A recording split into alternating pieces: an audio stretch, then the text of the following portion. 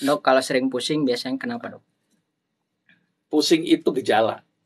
Ya, bisa kurang tidur, itu bisa menyebabkan timbul pusing. Ya, bisa masalah di mata, minusnya nambah atau plus, itu bisa bikin pusing. Ya.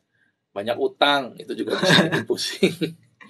Atau penyakit, bisa juga karena tensi yang tinggi, bikin pusing. Tensi yang rendah, bikin pusing. Anemia atau kurang darah, bikin pusing.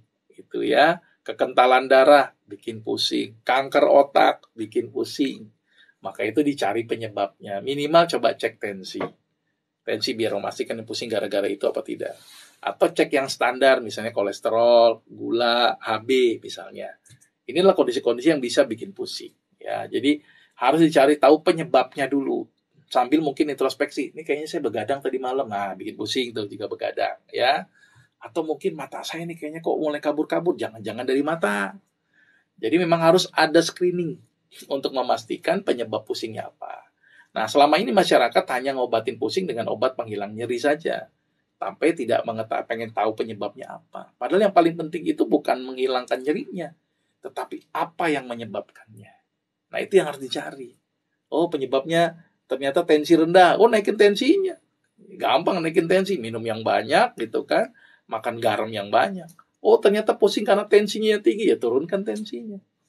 Jadi dilihat penyebabnya apa. Kira-kira begitu. Jadi tetap kembali ya, Dok. Lagi-lagi harus mencari sebabnya dulu yang pasti ya. Iya, karena selama ini kita berorientasi hanya kepada simptom, tetapi tidak berorientasi kepada kausatifnya. Penyebabnya itu apa gitu loh. Faktor utamanya gitu. Iya, kira-kira gitu. Misalnya gini, kenapa kok timbul banjir? Kan ada penyebabnya. Oh, ternyata gundul di atas. Ya, yang paling penting ya reboisasi, kan begitu logikanya. Ya, kan sama dengan pusing. Pusing itu gejala. Tapi apa yang menyebabkan pusing? Itu yang harus diobati. Karena kalau tidak, pusingnya berulang. Akhirnya minum obat pusing terus-menerusan. Akibatnya malah efek samping obat yang dirasakan cukup besar. Nah, cuman kalau kebiasaan Rasulullah nih, kalau pusing, Rasul cuman sederhana pengobatannya, bekam saja. Bekam itu luar biasa untuk mengurangi efek nyeri. Karena ternyata bekam itu mampu mengaktifasi endorfin sehingga mengurangi nyeri.